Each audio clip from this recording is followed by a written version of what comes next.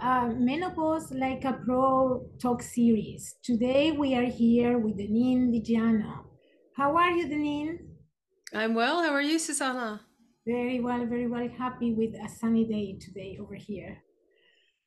Dinneen is going to talk today about retraining back pain for women in perimenopause, menopause, and postmenopause time. Dinneen empowers students to retrain their back pain through mindset, nutrition, breathing, posture, therapeutic self-massage, and functional rehab exercises. She's an experienced therapeutic movement and back pain specialist with 25 years of experience.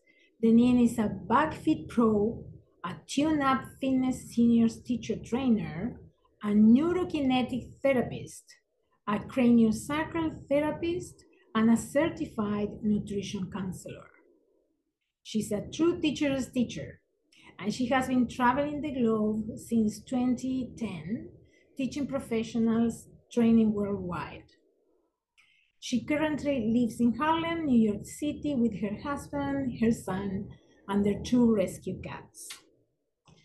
So welcome today, Dinneen. I'm very happy that you are here with us today. Your company is called Retrain Back Pain, and your online course is called The Back Rehab Boss. That sounds different. Interesting choice of names. Tell us why your work is named this way. Yeah, that's a great question, Susanna. Retrain Back Pain, I named the business that because I was finding when I had my own back pain issues, I was diagnosed with spondylolisthesis and stenosis and several disc herniations and a pars fracture and modic changes and several scoliosi, and so I had a lot of things going on in my spine. And when I tried to find people around New York City that were going to help me with that, we've got the best of the best in a major metropolitan area.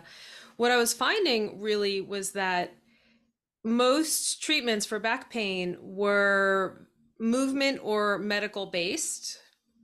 And a lot of the treatments were very passive, which means that you would go see somebody, whether it's an osteopath or an acupuncturist or a massage therapist or a physical therapist. And a lot of the times they were doing things to you. Mm-hmm. And even when I saw several of those people to the tune of several $1,000s, I'd get home and I had a million questions. How should I sit? How should I stand? What shoes should I wear? Should I wear a brace? What should I eat? All sorts of really practical things on how you move about your day. The other 23 hours that you're not doing whatever the therapy is that you're drawn to, right? So retrain back pain is really about retraining everything. Back pain is not, you can't fix it with 3 core exercises or some magic exercise you see on the internet, because what works for one person isn't going to work for you. And if you don't understand your diagnosis and how to move about your day in practical ways, whatever is going on in your back is probably going to recur.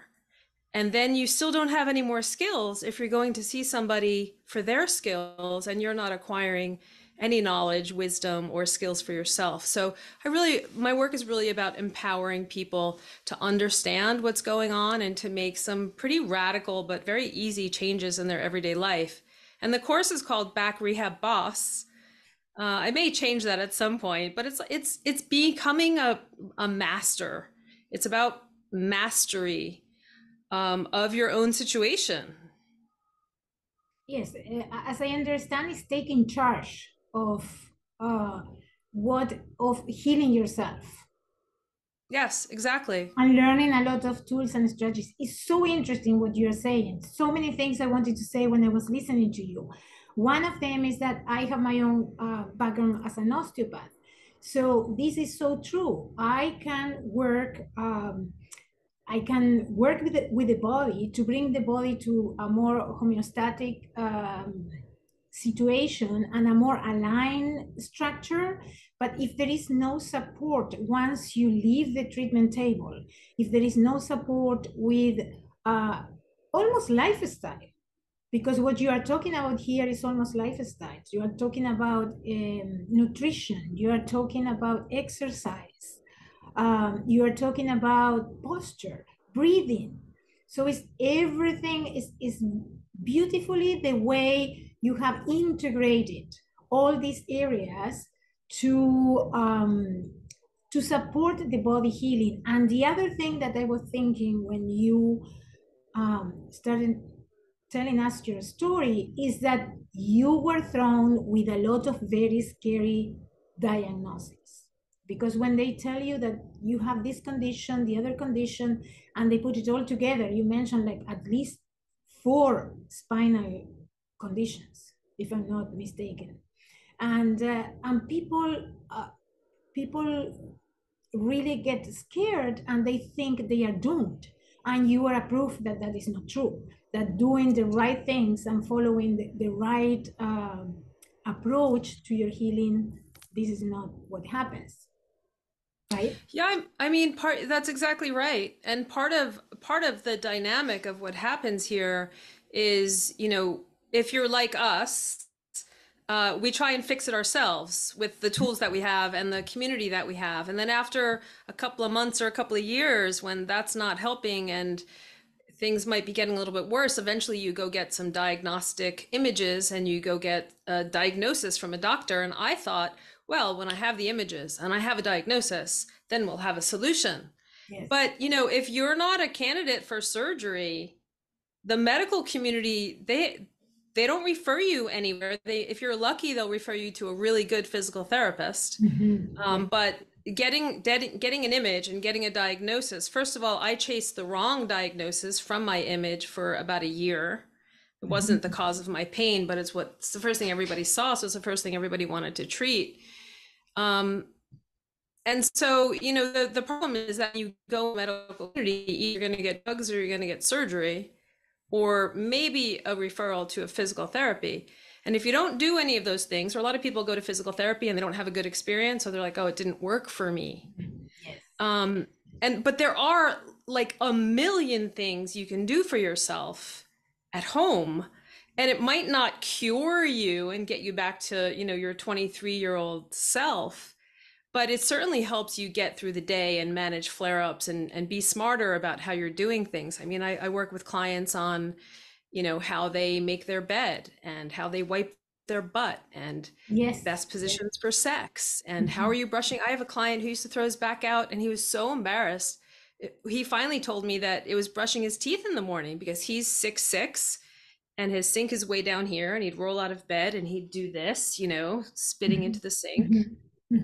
So I look at all those things. It's very individualized, and I teach. If you're in the course, I teach my course participants how to look at everything. How do you drive your car? What's your sleeping position? When you're relaxed on the sofa with your family, how are you relaxed? What is your body doing? And also, what's your daily maintenance? You got back pain. Most people are so paralyzed by overwhelm and not knowing what to do. They don't do anything, or they do what they usually do, and that doesn't work for their current situation. So developing like a 10 or 20 or 30-minute practice that just sort of maintains, it's not going to screw you up and it's going to help you get back to moving the way you love to move. That's sort of my goal with clients. Can you discuss some of the contributive factors that explain why so many women that go through menopause and all its phases experience back pain? Yeah, how much time do you have?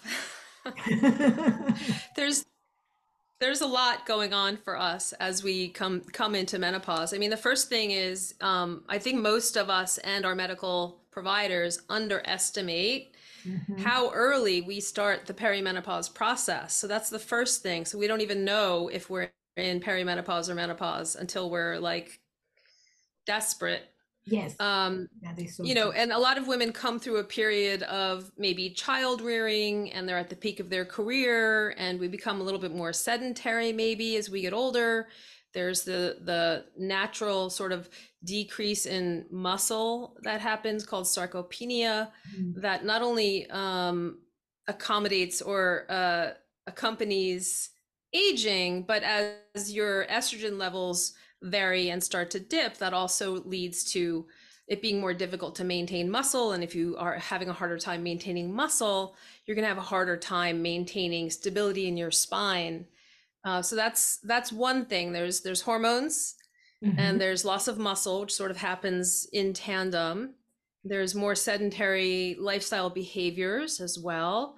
There's more sitting, more years of sitting, and more years or more years of exercising um, sort of aggressively that we can handle well when we're 20, but we don't really, maybe we don't change how we're exercising as we get a little bit older. We want to do the same things in That the is, same ways. And that is. that can lead to repetitive stress injuries on the spine.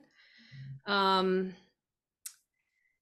I feel like we should really have, you know, when we're younger, we learn to go see a dentist and we learn about dental hygiene. And we're not really taught about spine hygiene, but spine hygiene is very important. And if we can get to individuals at a younger age, we can prevent a lot of the things that we're seeing in our 40s, 50s, 60s, and beyond. So spine hygiene is really important. It's one of the things. It's sort of the main theme of the work that I do is teaching people like how do you take care of your spine. Um, and another thing that happens is, you know, in the last 20, 25 years or 30 years, women especially been drawn to yoga as an exercise modality, and people with back pain have always been taught to stretch it. Mhm. So those two things combined with all the other stuff I just mentioned, it's not really a great combination because as we get older and as there may be less stability in the spine, we have some ligament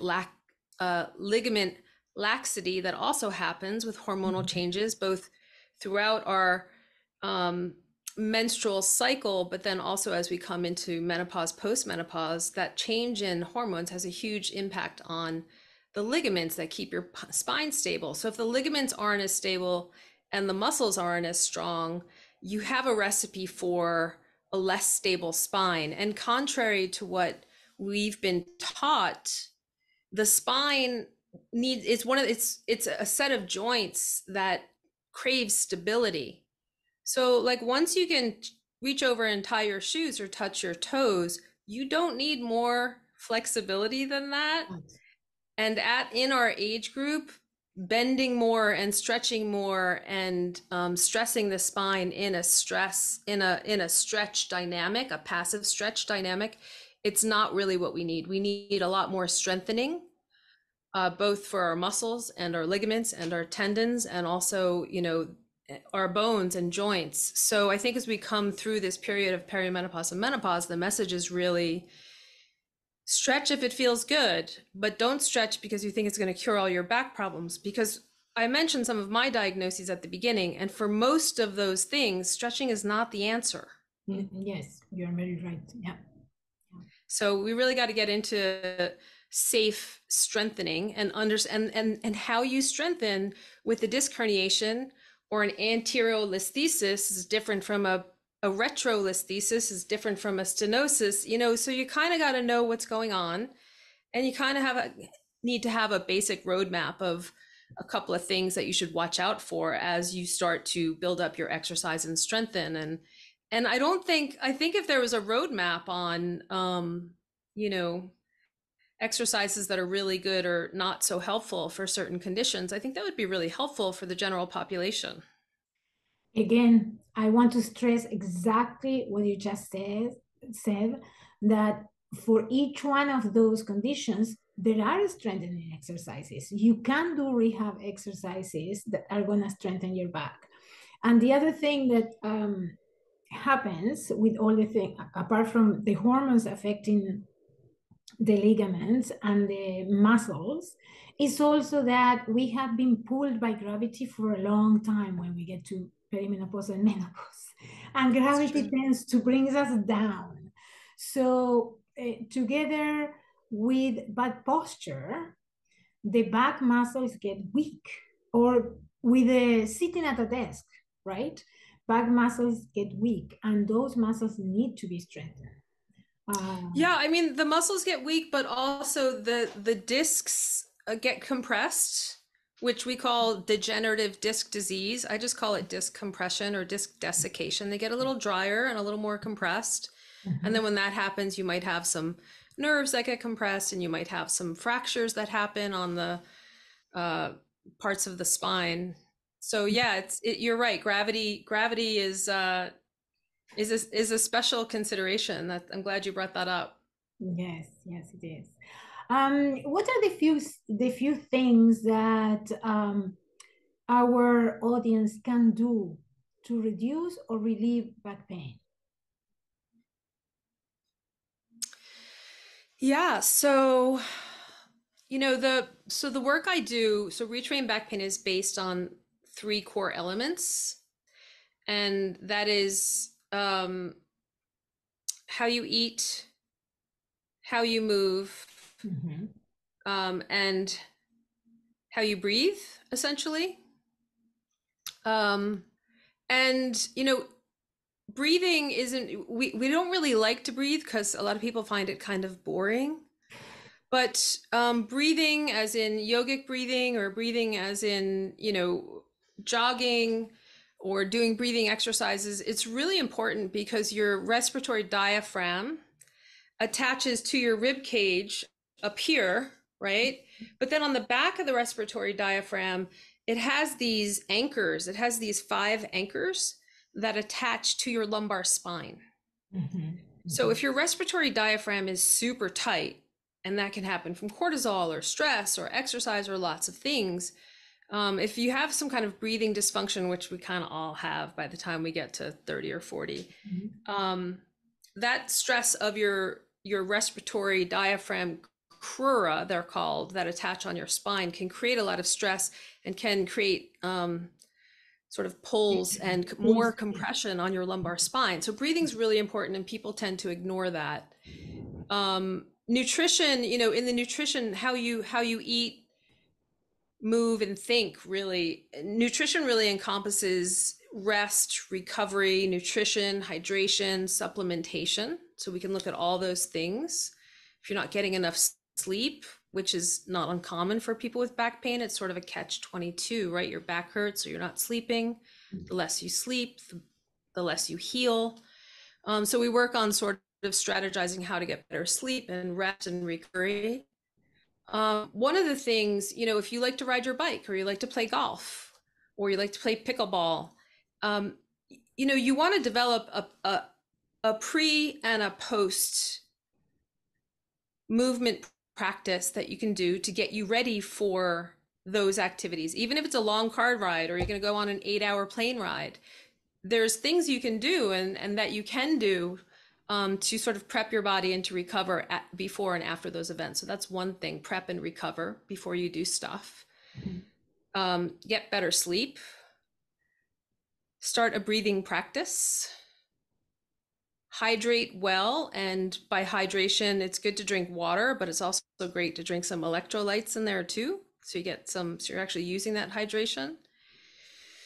And then there's the whole move sphere. And in the move sphere, there's, how you sit, stand, sleep, lift, carry, walk, drive, sit on the toilet, all that stuff, all the functional sort of.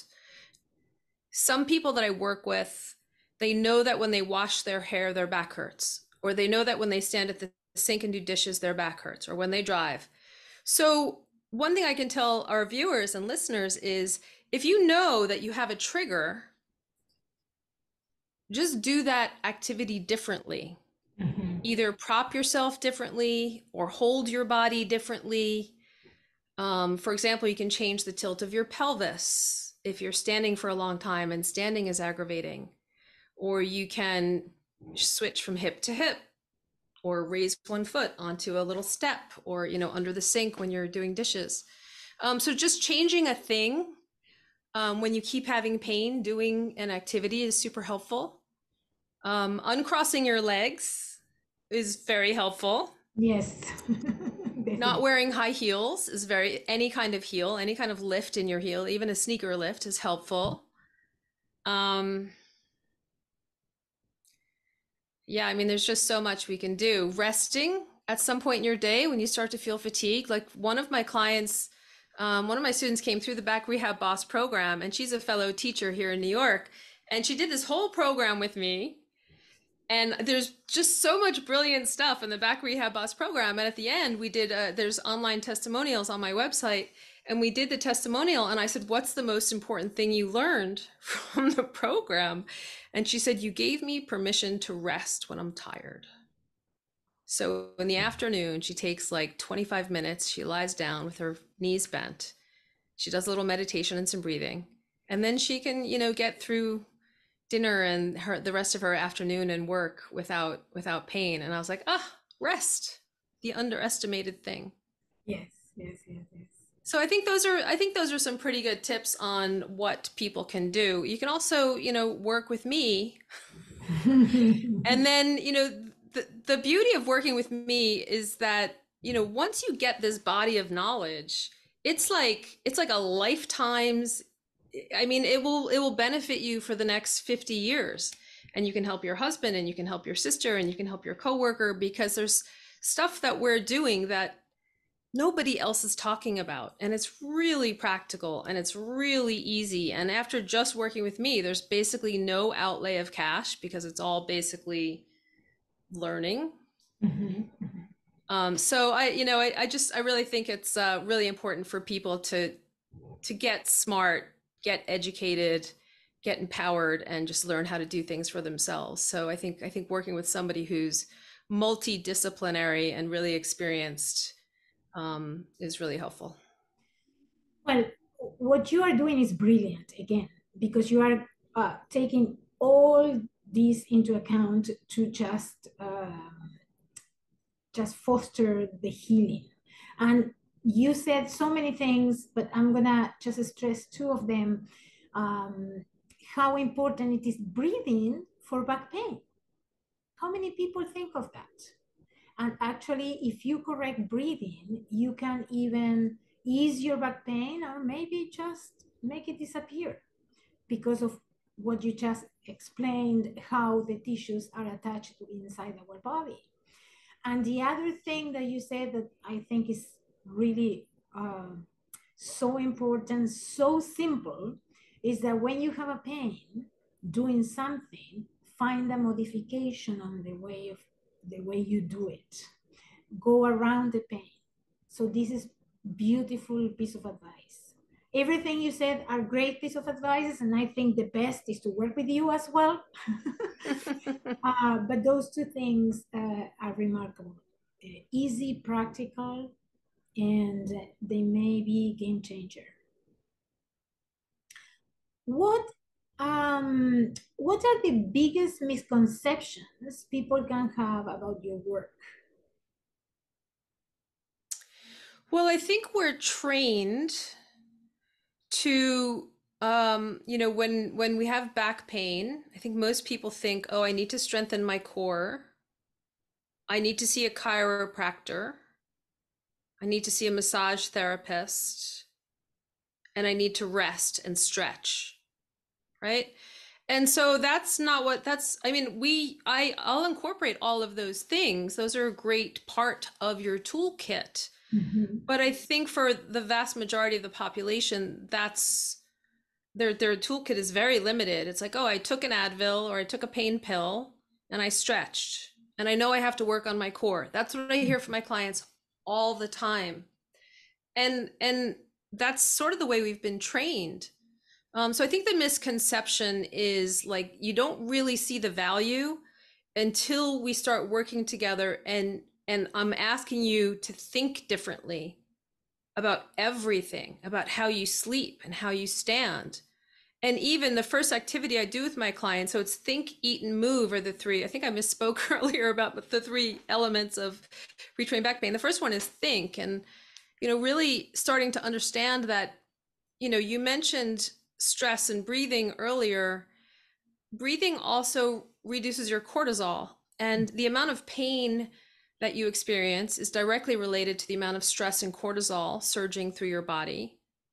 And I think people don't understand how much power their mind has and how mindless we move through so many things like brushing our teeth and tying our shoes and getting dressed. And I mean, everything affects your spine, right? Mhm. So developing the first week, we really just focus on sort of not mindset, but really like awakening your awareness on how are you moving every single day. And then another thing your viewers can do, it's the first lesson I teach my clients, is you want to develop a conversation with your body. So we have this really negative connotation about pain. Yes. And we kind of want to punish ourselves because we're not performing the way we should and we can't do the stuff we want to do. And it's very frustrating. We get angry with ourselves. And what did I do wrong? And I can't fix myself. And this is going on forever. My family depends on me. We're really very hard on ourselves. And, when you think of the word pain, your body responds and creates pain, actually. You don't have Mhm. to say the word pain. But in the English language, we have like thousands of words, more words than they have in the Netherlands, for example, in Dutch. And so the first activity is to not say ow, pain, or hurts. When you have a sensation in your body, take a breath and just listen. What is the sensation? Is it pinchy? Is it stabbing? Is it achy? Is it tired? Is it knotty? So we want to develop this sort of dialogue and this different way of communicating and hearing what our body is telling us, because if you don't know what the symptom is telling you, if everything is pain, then you need a hammer for every little ouchie. But there's nuances. It's a spectrum, right? Yes. And so if your back is achy and tired, you're going to do one thing. But if Mhm. your back is stabbing and sharp and shooting pain or discomfort symptoms, you're going to do another thing. And so I give you the toolbox. You learn to listen to your body, and then all you have to do is match your tools to the symptom. Mhm. It's very simple, actually. Yes, yes, it sounds like it. Do people have to see you to go through your course? I don't touch my clients anymore at all. It is really, I see a lot of people when I work one to one with people, I work like this. Mhm. I do a whole assessment process when we work one to one. So I look at how you sit, stand, sleep, lift, and carry. Mhm. For sit, stand, lift, I do a whole assessment of movement like this. So I would have you standing and I would take a screenshot or a photo of you on the Zoom, and then I draw lines and we have a discussion about, did you know that you're leaned to the left? Did Mhm. you know that your shoulder is elevated? We just look at what your body's doing, and that sort of creates a map on where we can go with our work together first. And then I usually have my clients take pictures, or have their partner or a friend take a picture of how do you drive, how do you lie in bed at night, how do you stand at the sink if that's a trigger for you, how do you garden, show me your gardening position, and I'll have them take photos. Sometimes my clients are like, I just want you to review what I'm doing in the gym, and they'll video like a whole week's worth of gym Oh, that's good. exercises that they're doing, and we'll just troubleshoot that, and then they're on their way. It's like they don't need me for a lot more. They just want to know, what am I doing wrong and how can I do things better for my condition, and we just go straight to that. So Zoom has been really helpful. It's really super effective. um, and then with the Back Rehab Boss program, I'll often offer group coaching sessions Mhm. as well. And so we all get together on Zoom, we talk about the program, we talk about, any problems they're having or things or revelations they've had in that particular unit of the course. And then the last couple of sessions of that group coaching for the back rehab boss is usually movement based. So there are a lot of possibilities to work with you. Yes. That Working one to one is, if you're like, I'm tired of messing around, I'm tired of chasing this thing, I just want the answers, I don't want to deal with other people, I don't want to do the course, I just want to know everything and I want you to look at my life, then the one-on-one is really, it's 6 weeks Mhm. and your whole life is different after 6 weeks. And the back rehab boss course, if when I offer, I've offered that in different ways. I've offered it just as a course and study on your own, and then I've offered it with an add-on for the coaching, and that's Mhm. also 6 weeks. Mhm. So for people that are like, yeah, I do online courses all the time, that's good for me, then that's a good option. So that's good. You have options for everybody. It's just all people have to do is just connect with you. Yeah, and I have some new courses coming out this year. I have a Retrain Your Core, I have a Retrain Sciatica course coming out. So I've got some smaller sort of segmental mini courses coming or mini trainings coming Mhm. that are, a nice, that'll be a nice introduction to just see How you what work. it's like doing that kind of stuff with me. Mhm. Mhm. You also have a gift to share with our audience. Can you talk about it? I do. It's called the Back Flare Up Kit. And Mhm. it's a little booklet, a little PDF of a whole bunch of things that you can do to prevent flare-ups or when you have a flare-up. So it's sort of a step-by-step guide to, handle things on your own a little bit. What's just some ideas of things that work that people might not think of. Wonderful, wonderful. Thank you very much for that. Yes, of course. Any final thoughts that you would like to share with our audience?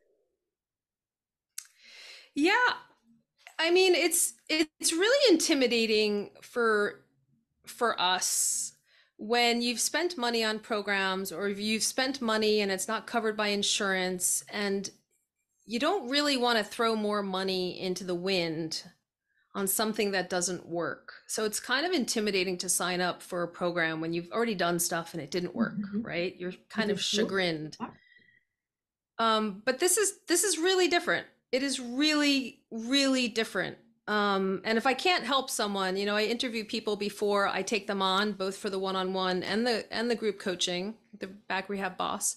And so we have a meeting like this on Zoom or on the telephone. You can ask me all the questions you want or email me all the questions you want. I work with people's doctors and families and physical therapists, so I share my notes. Oh, that's the other thing. At the end of my work one on one with clients, you have what I call the book of you. And it's every email, every note, every exercise, every recipe. It's just about you and your back pain. I record all the meetings so you can go back and look at our meetings again, and you can go back and review the notes and the exercises and all the things we've done, and it just sort of lives on forever. So that's another big benefit. But I think what's intimidating for people is just feeling like I don't want to spend the money, Mhm. right? Yes, yes, it could be. Yeah. But there's no other way to get a whole lifestyle assessment and retraining so that your back pain and I refuse to say eradicating back pain or getting rid of back pain because it's actually not my goal to get rid of your back pain. Some Mhm. people, we get rid of the back pain, it's great, but Yeah. my goal is to teach people how to prevent, relieve, and manage their back pain like a boss so you can move Mhm. the way you want to move. So for some people, you can get rid of your back pain. For other people, if you've got stenosis or spondylolisthesis or, disc herniations, then you're sort of managing that condition until you're stronger. And Yeah. it's a constant, you'll be managing that condition for the rest of your life. I'm sorry to say that, but I think that's also something people don't understand. They want to fix their back. Mm. And I'm offering a very different approach to sort of There is, management there is and one thing that is coming to my mind now that is also important when they see you. And when they start working on managing, even if it is something that they will have to deal with for the rest of their lives, the more chronic it gets, the most difficult it will be to find an easy way to manage it. So it is very important to just target it and learn how to support the condition earlier. So the sooner, the better. Yeah, especially going through menopause and, if you're going through breast cancer and you're taking aromatase inhibitors that deplete your estrogen, then you have a whole other can of worms you got to deal with because that also makes it difficult to build muscle and makes your bones more osteoporotic. So yeah, it definitely it gets worse over time. Mm-hmm. Your nervous system, if you've got nerve sensation, your the actual nerves, you don't want to leave nerve pain for too long because if you kill a nerve, it's not coming back. So you want to address stuff before you do too much damage to the actual physical nerve. And then for your nervous system, pain often, if you've had it for, persistently, pain is often a dysregulated nervous system. So there is a way to get out of dysregulation Mm-hmm. and retrain your nervous system so it's not so sensitized to everything coming in, which is also another problem for people who've had chronic pain for a while. You literally have to retrain the nervous system, and I don't Very think, important. Mm-hmm. unless your physical therapy is top notch, I don't think a lot of people are getting that work either, which Mm-hmm. is where my neurokinetic training comes in. Very good, very good. This is a very, very comprehensive way of treating that you have developed. So I'm so glad that we are sharing this in this series of talks, and very happy to have you here. One last question. What did you want to be when you grew up? What do I want to be when I grow up? I want to be easeful. I want to find more ease in my life. So Beautiful. I want to continue working because I love the work that I do, and there's nothing more rewarding than empowering people to get out of pain and to help themselves. So I want to keep working, but I also would like to have, more joy and ease. So I don't think I want to be a thing. I think I want to find a state of being that is a little less stressful. That's also a beautiful message for all of us here. Thank you very And much. Susanna, I have to say, it is such an asset for you to assemble these professionals to help women through this period of time where things just seem to get more complex Yes. with their health. And it's very hard for women in menopause and running a household and all the things that we do. It's really hard to find the people. So thank you for finding the people and bringing us together and for inviting me. And I think it's a really wonderful, wonderful thing you're offering. So thank you. Oh, thank you. Thank you very much for that. I really appreciate that. Dinneen, it has been a pleasure to just be learning from you today. Thank you very much again. Thank you very much, Susanna. Bye now. Bye.